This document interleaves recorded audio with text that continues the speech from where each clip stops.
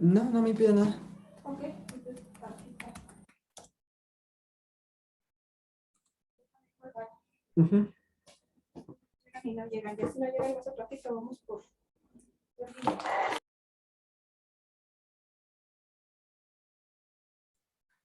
Buen día, jóvenes. Buen día, profe. Buenos Buen días, día. profe. Buen día.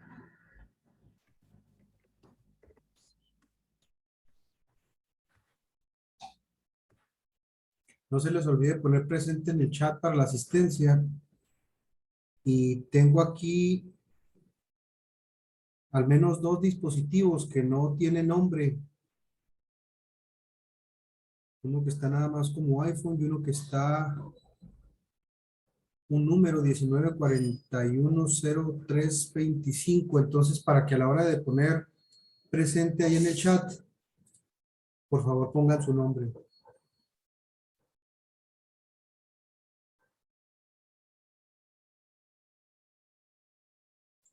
Bien, continuamos con lo que nos quedamos el día de ayer. Vimos la parte fuerte de la transferencia de calor a partir de superficies extendidas, es decir, de aletas. Ya revisamos las herramientas que se van a utilizar para determinar la razón de la transferencia de calor. A partir de esos elementos, es muy importante el cálculo de la eficiencia, de la efectividad, y también es muy importante el identificar de qué tipo de aleta se trata. Vimos que la geometría va a jugar un papel muy importante ahí. Si son aletas de sección transversal constante, ya conocemos el término de área de sección transversal, la geometría es homogénea desde la base hasta la punta de la aleta. Hay 4 casos que se pueden aplicar para obtener la razón de la transferencia de calor o para obtener una temperatura de forma longitudinal desde la base hasta la punta de la aleta, puesto que esa temperatura depende de la posición y depende de la posición, repito, de forma longitudinal de la base a la punta, porque sabemos también que para aletas que no son rectangulares, que son aletas cilíndricas, se sigue el mismo principio, es de la parte de la base a la parte de la punta de la aleta, ¿sí?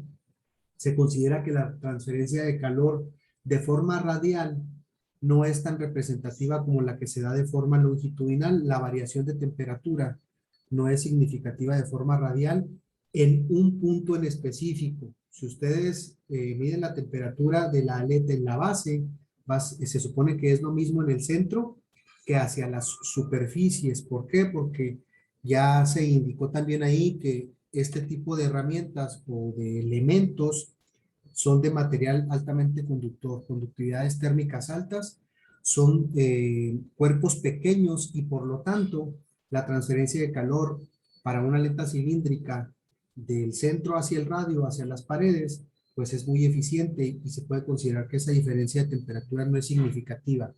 Pero sí hay una variación que puede ser importante de la base hacia la punta. Entonces, es importante la geometría, es importante el cálculo de la eficiencia y el cálculo de la efectividad.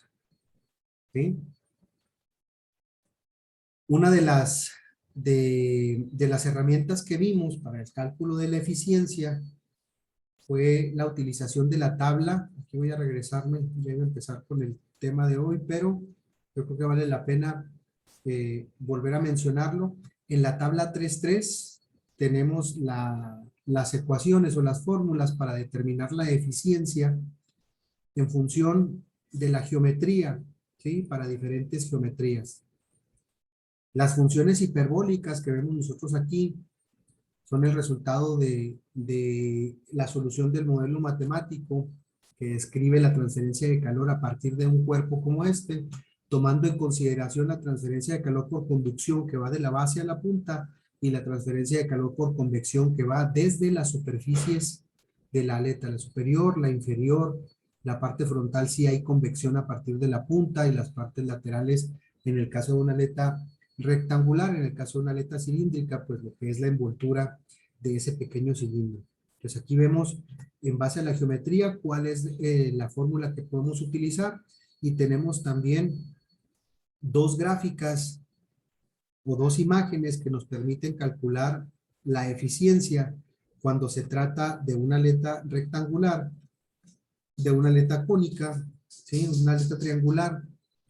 Si se fijan aquí, en cada una de estas curvas, todas salen desde una eficiencia de 100%. Y obviamente va bajando la eficiencia conforme va variando esa relación que existe entre los efectos convectivos y de conducción. Obviamente también interviene el área de la aleta, ¿sí? Entonces, si nosotros queremos determinar la eficiencia para una aleta rectangular de forma gráfica, en lugar de utilizar la ecuación que viene en la tabla 3.3, que es esta primera de aquí, podemos utilizar esta imagen, hacer el cálculo de esta variable, ¿sí? Y seleccionar, una vez que se calculan con los parámetros que tenemos ahí de la aleta físicos y geométricos, calculamos el valor de esta variable y lo vamos a relacionar con esta curva. Por eso aquí vienen unas flechitas indicando la curva que le corresponde a cada una de las geometrías. Esta sería la curva para la aleta rectangular. Esta de aquí, la segunda, hay que no perder de vista que esta curva va primero por encima y luego pasa por la parte de abajo, ¿sí? Bueno, aquí déjenme ver porque se me hace que sí, no la cruzan. Entonces se juntan aquí las dos curvas, pero sigue siendo la de la parte superior. Entonces se utiliza la curva que corresponda a cada una de las aletas. El valor que obtengamos de esta variable se proyecta de forma perpendicular al eje X hasta donde se encuentre con la curva y luego de aquí proyectamos hacia el eje Y para obtener el valor de la eficiencia. Estas gráficas se recomiendan para obtener un valor de forma rápida. Bueno, se pudiera decir así de forma rápida, pero obviamente aquí entran los errores de apreciación, por lo tanto es más recomendable utilizar la ecuación que viene en la tabla. Lo mismo para este tipo de aleta. Se recomienda utilizar mejor la ecuación que viene, ¿sí? Aquí en la tabla. Si se complica, vemos aquí que está bastante aparatosa la ecuación para la eficiencia de la aleta circular de perfil rectangular, entonces podemos lograr o podemos obtener un valor aproximado mediante la gráfica. Pero es recomendable o es más recomendable obtener el valor de la eficiencia a partir de esta ecuación por la exactitud. Sí, aquí no hay errores de apreciación. O hay menos errores bueno, de apreciación no hay porque no estamos refiriéndonos a una gráfica. Lo que puede haber es errores de cálculo si no truncan de forma correcta los decimales. Ahora, lo mencionamos el día de ayer, cómo obtenemos el valor de K1, de I1, ¿sí? De K0, de I0. ¿De dónde lo sacamos? Lo sacamos de esta tabla, la tabla 3.4, funciones modificadas de Wiesel de primera y segunda especie para obtener esos coeficientes en donde X, si lo mencionamos también el día de ayer, es el valor del argumento, en este caso, refiriéndonos nuevamente a esta aleta circular de perfil rectangular, X viene siendo el argumento que tenemos aquí de este elemento como si fuera una función, ¿sí? Es el valor de K en función de este valor que va a representar X. Si lo vemos de forma general sería K1 de X. Entonces tendríamos que multiplicar el valor de M, que ya sabemos que M es la relación que existe entre los efectos de convección y conducción, y de hecho aquí viene cómo determinar M, ¿sí? Y lo multiplicamos por el radio 1, que sería la distancia que hay del centro hacia la superficie del tubo, hacia la superficie exterior del tubo. En el caso de R2C, aquí hay un valor del radio que tendríamos que calcular en base a esta fórmula que tenemos aquí, en una especie de corrección del radio, en donde se considera el espesor de la aleta también. R2 es la distancia que hay del centro hacia la punta de la aleta, ¿sí? Aquí vemos la expresión, creo que es bastante clara, quién es R2. Entonces, este R2C considera la longitud de la aleta y también el espesor. Entonces, obteniendo un valor de este argumento, lo identificamos como X y a partir de esos valores obtenemos el valor de I0, de I1, de K0 y K1. ¿Cómo le tenemos que hacer? En el ejemplo que viene en la parte de abajo, vemos cómo lo obtenemos. Si tenemos, por ejemplo, un valor de 0.4 de X, vamos a hacer una suposición para tratar de establecer el punto.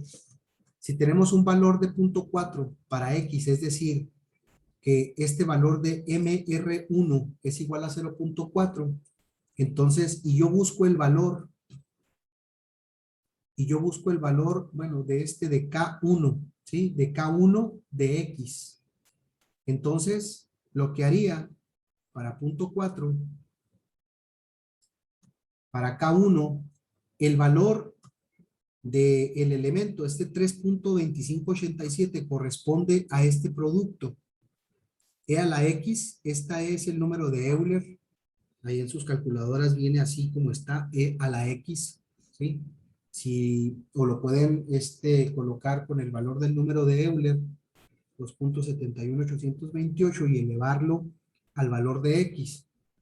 Entonces, si para 0.4, que es el valor del producto de M por R, y lo estamos identificando como X, tiene un valor de 3.2587, entonces K1 de X sería 3.2587 sobre E a la X, es decir, E a la 0.4.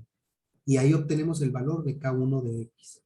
Y ese valor es el que sustituiríamos en la fórmula y obtendríamos los demás valores de I y el otro valor de K para poder obtener el valor de la eficiencia. Así es como se utilizaría la tabla.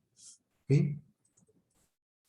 Otro aspecto importante, lo comentamos en las clases anteriores, y que de hecho es lo que vamos a abordar el día de hoy. Les comenté que íbamos a empezar con algunos problemitas. Vamos a aprovechar este primer problema de ejemplo, disipación máxima de potencia de un transistor. A los elementos que disipan calor, ¿sí?, que ayudan a que se elimine el calor de un cuerpo, se les llama también sumideros de calor. Y hay dispositivos ya prefabricados que se pueden colocar en otro dispositivo para generar o para hacer lo que se enfríe, ¿no? En la tabla que tenemos aquí, en la tabla 3.6, vienen algunos sumideros de calor que ya están comercialmente, disponibles. Vemos aquí la identificación del sumidero de calor HS5030, HS6065, HS6071, y si se fijan, tiene una serie de superficies extendidas o aletas en la base. Unos tienen más, otros tienen menos. Lo importante de esto es que cada uno de estos dispositivos, ¿sí?, se presenta con una resistencia térmica específica, ¿sí?, dependiendo de cómo se coloque el dispositivo, de forma vertical o de forma horizontal. Hay una resistencia térmica, ¿sí?, que se genera por ese dispositivo sumidero de calor. Entonces, en dependencia de lo que nosotros necesitemos, que lo vamos a ver con este primer ejemplo, podemos seleccionar alguno de estos elementos. Lo que tendría que calcular yo entonces en un problema para poder escoger uno de estos dispositivos es encontrar la forma de calcular la resistencia térmica. ¿Sí? Si yo tengo ciertas condiciones de temperatura en un elemento, en una pequeña placa, por ejemplo, en el interior probablemente de vamos a poner de una computadora, y quiero que se mantenga la temperatura en ese elemento electrónico, que se mantenga una determinada cantidad, vamos a decir 60 grados centígrados, que no pase de ahí. Entonces, a partir de esa información, calculo la resistencia térmica que necesito y selecciono el dispositivo que mejor se adapte a mis necesidades. Por ejemplo, disipación máxima de potencia de un transistor, ¿sí? Los transistores de potencia, que son de uso común en los aparatos electrónicos, consumen grandes cantidades de energía eléctrica. El índice de falla de los componentes electrónicos aumenta exponencialmente con la temperatura, ¿sí? Si hay energía, si hay una corriente eléctrica aquí, se va a generar calor. No toda la energía se aprovecha al 100%. Les voy a poner un ejemplo. En el laboratorio de físico-química hay un equipo de medición, ¿sí? Un equipo que nos permite hacer análisis elemental de muestras sólidas, polvos y líquidos. Ese equipo utiliza una corriente de energía de 4 kilowatts, ¿sí? Esa corriente de energía se utiliza para hacer funcionar un tubo de rayos X. A lo que voy con esto es que de esos 4 kilowatts, únicamente entre el 5 y 10%, ¿sí?, nos funciona para generar los rayos X. Toda la demás energía se convierte en calor. Entonces, se debe de tener un sistema de enfriamiento. Entonces, aunque la comparación pudiera ser, no, bueno, sí es representativa, pero en aspectos de aplicación diferente, la parte medular es que cuando hay una corriente de energía, no toda esa energía, ¿sí?, se transforma en lo que nosotros necesitamos. La mayor parte se convierte en calor que no se utiliza, ¿sí? Entonces ese calor genera aumentos de temperatura en ese cuerpo, y si se excede un cierto límite de temperatura, pues obviamente se va a generar una falla. Hay, por ejemplo, ¿qué otro dispositivo se pudiera relacionar aquí? Las secadoras de gas y las secadoras eléctricas.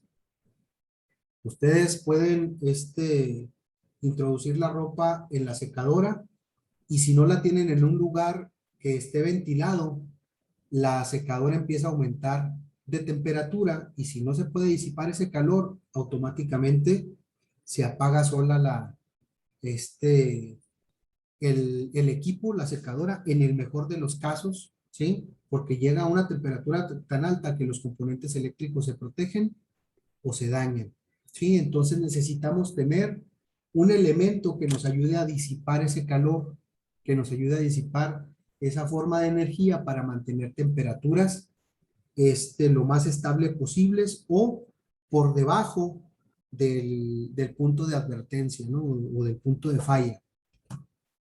El índice de falla de los componentes electrónicos aumenta exponencialmente con la temperatura de operación.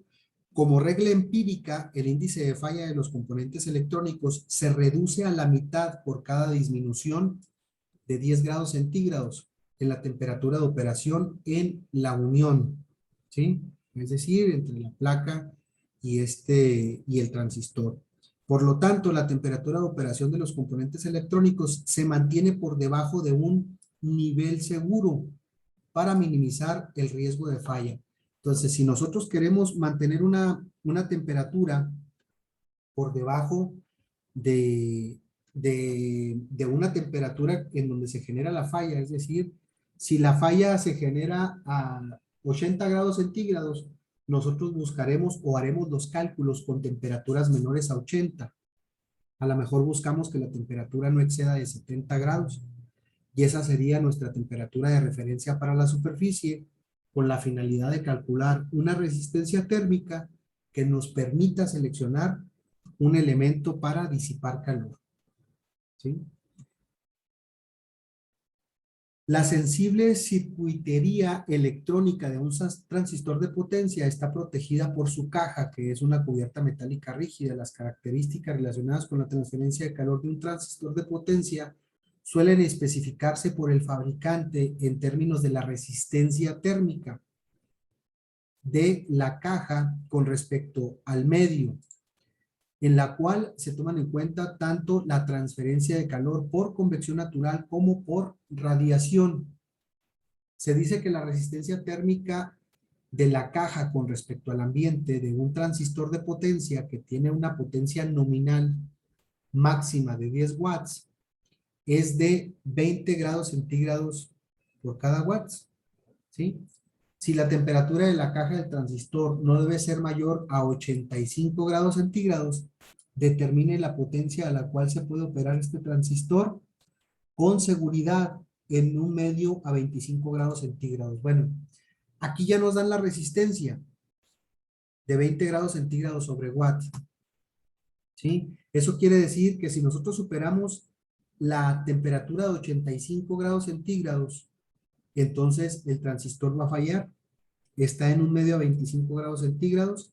Para este ejemplo, lo que nosotros necesitamos calcular es la potencia de operación. ¿Cómo le hacemos? La diferencia de temperaturas de la superficie o la temperatura máxima a la que podría llegar la superficie del transistor menos la temperatura del medio sobre la resistencia asociada a ese proceso. Entonces vemos aquí que la razón de la transferencia de calor o potencia a la cual estaría operando el transistor, no perdamos de vista que la capacidad máxima de operación es de 10 watts.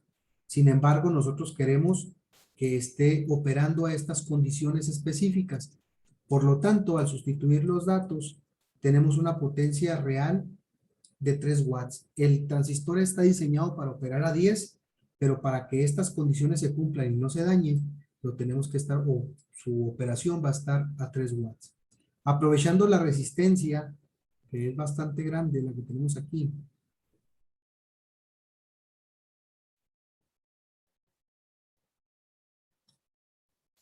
de 20 grados centígrados sobre watt, pues realmente no pudiéramos escoger algún sumidero de calor, simple y sencillamente limitar la operatividad de ese transistor, ¿sí? Porque sabemos que si la resistencia térmica es más grande, la razón de la transferencia de calor es más pequeña y por lo tanto puede tender a aumentar las temperaturas.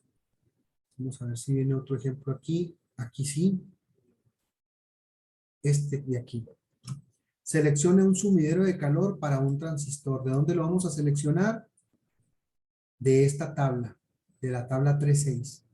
¿Sí? Para poderlo seleccionar, los parámetros de selección que tenemos para cada uno de estos dispositivos de acuerdo a las especificaciones es la resistencia térmica, ¿sí? Entonces, tenemos que calcular la resistencia térmica para poder seleccionar uno de esos elementos. Se va a enfriar un transistor de potencia de 60 watts. Suponemos que esa es la operación que tiene el transistor de forma real, acoplándolo a uno de los sumideros de calor que se encuentran en el mercado, mostrados en la tabla 3.6. Selecciona un sumidero de calor que permita que la temperatura del transistor no sea mayor a 90 grados centígrados en un ambiente que se encuentra a 30 grados centígrados. Si ustedes, cuando leyeron esta parte del capítulo, se detuvieron en el análisis de la tabla 3.6, pues se dieron cuenta que para seleccionar cualquiera de los elementos, la resistencia térmica es el parámetro principal para la selección de esto, ¿no? Si yo quiero el HS6065, me va a funcionar para resistencias de hasta 5 grados centígrados por cada watt, ¿sí? Si quiero el 6071, 1.4 o 1.8 en dependencia de la orientación que le dé al dispositivo en lo que quiero enfriar, ¿no? Entonces, lo que hacemos es utilizar la ecuación de la razón de la transferencia de calor, en donde esta razón de la transferencia de calor está relacionada directamente con la potencia. Suponemos que estos 60 watts van a ser el calor que se va a generar. La diferencia de temperaturas está muy bien marcada aquí. El ambiente está a 30 grados centígrados y nosotros no queremos que el dispositivo pase de 90 grados centígrados. Entonces, una de las opciones es utilizar esta temperatura directamente de 90 grados o utilizar una temperatura menor. A lo mejor utilizamos 80 grados y nos aseguramos que el elemento que vamos a seleccionar va a funcionar de forma correcta, ¿no? Nos aseguramos que tenga un buen funcionamiento. Entonces, si la resistencia térmica es mi parámetro de selección, lo que tengo que hacer es despejar la resistencia para calcularla y finalmente tenemos una resistencia de 1.0, ¿sí? 1 grado centígrado sobre watt. Si yo sé que la resistencia, entre más pequeña sea la resistencia, mayor es la razón de la transferencia de calor, entonces se va a disipar de forma más eficiente. Las temperaturas van a permanecer por debajo de lo que a mí me interesa tenerlas, que es por debajo de 90 grados centígrados. Por lo tanto, aquí en el análisis final que se hace de este problema, dice, por lo tanto, la resistencia térmica del sumidero de calor debe estar por debajo de 1 grado centígrado sobre watt, ¿sí? Un examen de la tabla 3.6 revela que el HS5030, cuya resistencia térmica es de 0.9, en la posición vertical es el único que satisfará esta necesidad, ¿sí? Entonces lo corroboramos, una resistencia térmica por abajo de 1, lo observamos aquí, y el único que cumple con esa condición, ¿sí? Es este. Ustedes pudieran decir, bueno, el que más se aproxima a 1 también es este, ¿no? 1.1, pero la resistencia es más grande. Eso va a generar que la razón de la transferencia de calor sea más grande o que una de las temperaturas, en este caso de la superficie, sea mayor si mantenemos la razón de la transferencia de calor constante. Si ustedes sustituyen esta resistencia térmica de 1.1 en la ecuación que tenemos aquí, ¿sí? ¿Cuánto nos quedaría la temperatura? Este de 90, identifíquenlo como TS. Entonces sería 60 watts es igual a TS menos la T del medio, que son 30 grados centígrados, sobre la resistencia de 1.1. Alguien que haga esa operación, por favor, para que veamos todos cuál sería la temperatura de la superficie si utilizamos esa resistencia de 1.1.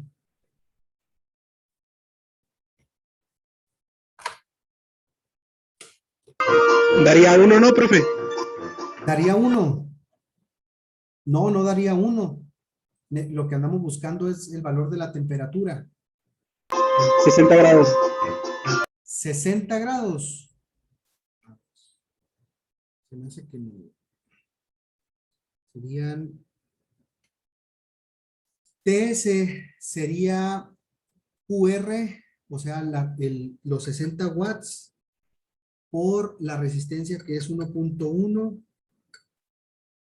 más los 30 grados centígrados. Les daría 96 grados centígrados.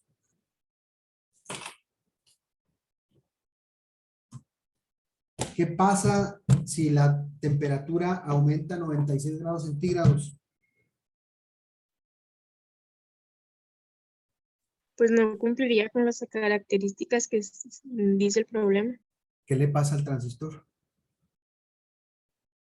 Se daña, ¿sí? La temperatura máxima que resiste son 90 grados. Se dañaría. Exactamente. Entonces ahí comprobamos que efectivamente la resistencia térmica tiene una relación inversa con la transferencia de calor y para poder tener temperaturas más bajas necesitamos una resistencia más pequeña, ¿sí? ¿Cómo lo podemos comprobar también? En lugar de utilizar la resistencia de 1, vamos a utilizar la resistencia de 0.9 y veamos cuánto nos sale la temperatura.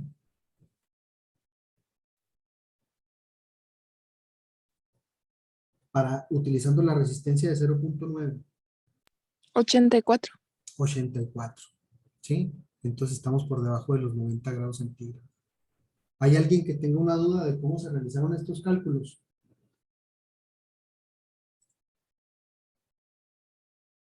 Levante la manita o simple y sencillamente diga yo. Si no hay duda, pues seguimos adelante. Bueno, ok, déjenme pongo la otra pantalla, al cabo todavía tenemos poquito tiempo aquí. Para establecer ese punto.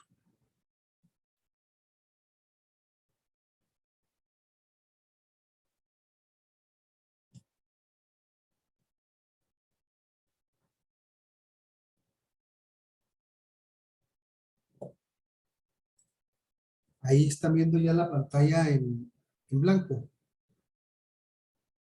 Sí. Sí. Bueno. La razón de la transferencia de calor, sea por conducción, convección o radiación, en función de las resistencias térmicas, es diferencia de temperatura sobre resistencia total, ¿no? ¿Sí? El problema nos da una resistencia, el problema no nos da una resistencia, nos da una temperatura de la superficie que es máxima de 90 grados centígrados. Si el equipo supera, ¿sí? Si la temperatura de la superficie del equipo es mayor a 90 grados centígrados, entonces tenemos una falla. ¿Sí? Que queremos que la temperatura de la superficie del equipo sea menor o igual a 90 grados centígrados. El resultado que nos da la resistencia térmica, la resistencia bajo estas condiciones, tenemos la razón de la transferencia de calor, 60 watts, que va a ser constante. La diferencia de temperaturas es la temperatura de la superficie. Esta de aquí, temperatura de la superficie menos la temperatura del medio. Utilizaríamos la temperatura de la superficie máxima, que serían 90 menos 30, que es la temperatura del medio, grados centígrados, sobre la resistencia térmica. La resistencia sería igual a 90 menos 30 grados centígrados sobre los 60 watts. Y aquí tenemos la resistencia de 1 grado centígrado sobre watt que nos queda en el problema. ¿Sí? Ahora, ¿qué pasa? Se supone que yo aquí debería de seleccionar un dispositivo que tuviera una resistencia térmica de 0.9. Y diríamos, ¿por qué 0.9? ¿Por qué no puedo tomar la de 1.1 que viene ahí? ¿Sí? Para el otro dispositivo. Que ese otro dispositivo es el HS6115. Este sería el HS6115 y este otro es el HS5030. Ok, ¿por qué no podemos utilizar este? Vamos a comprobarlo. Si la razón de la transferencia de calor permanece constante, son 60 watts, ¿qué temperatura de la superficie tendría en el mismo medio a 30 grados centígrados para una resistencia de 1.1 grados centígrados sobre watt? ¿Sí? Entonces voy a despejar esta temperatura, paso a multiplicar 60 watts, este lo paso para acá, está dividiendo, paso a multiplicar grados centígrados sobre watt, ¿sí? Y me queda TS menos 30 grados centígrados. Por lo tanto, la temperatura de la superficie sería 60 watts por 1.1 grados centígrados sobre watt, ¿sí? Más 30 grados centígrados. Este está restando, lo paso a sumar para acá. Y esta temperatura en la superficie me queda 96 grados centígrados. Entonces, como esta temperatura es mayor, no cumple con la condición, se genera una falla. ¿Sí? ¿Por qué si podemos utilizar la resistencia de 0.9? Hacemos exactamente lo mismo. Los 60 watts va a ser el flujo de energía que va a estar constante. La temperatura de la superficie es lo que ando buscando. 30 grados centígrados. Si tuviera una resistencia de 0.9 grados centígrados sobre watt. Por lo tanto, la temperatura de la superficie sería 60 watts por 0.9 grados centígrados sobre watt más 30 grados centígrados. Y esta temperatura de la superficie nos da, ¿qué valor me dijeron ahorita? 86. 84, profe. 84 grados centígrados. Entonces, esta sí cumple, ¿sí? La temperatura de la superficie es menor que los 90 grados centígrados. Por lo tanto, aquí sigue funcionando, ¿sí? El transistor. Si la temperatura de la superficie es mayor a 90 grados centígrados, entonces tenemos una falla y eso es lo que no queremos, ¿verdad? Entonces, así es la forma en la que haríamos, en la que pudiéramos comprobar o establecer el punto del por qué la resistencia térmica debe de ser menor a la que nosotros calculemos, ¿sí? Igual o menor a la que nosotros calculemos. Porque si hay una relación inversa entre la resistencia y la razón de la transferencia de calor, cuando queremos disipar calor, queremos que la resistencia térmica sea pequeña, que el flujo de calor no tenga oposición, que fluya lo más que se pueda. Y si entonces fluye de forma libre, es más fácil mantener valores de temperatura bajos. ¿Sí?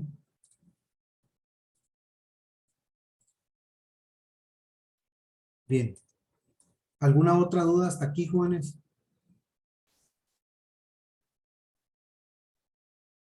¿Todo bien? Ok. Sí, profe, gracias. Mañana, y ahorita ya no vamos a alcanzar a... Nos quedan 2 minutos. Bueno, vamos a leer el problemita este de ejemplo. Y mañana lo abordamos. Es importante este ejemplo porque aquí se aterriza la utilización de la tabla de las funciones de Wiesel, que es la que está acá arriba. Voy a regresarme aquí rápido.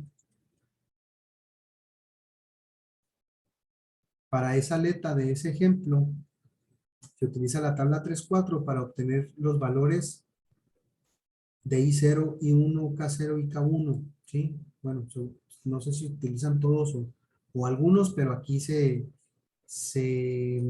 vemos los resultados de la aplicación, de la utilización de esa tabla, ¿sí? Para empezar, podemos hacer un primer análisis así en lo que nos resta de tiempo. Fíjense la forma de la aleta. Para esta aleta, ¿pudiera aplicar alguno de los primeros 4 casos? ¿Sí o no? Quien sea.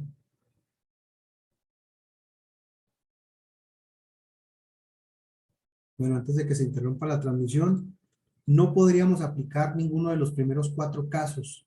Y el por qué, ¿sí? La explicación sería porque no tiene un área de sección transversal constante.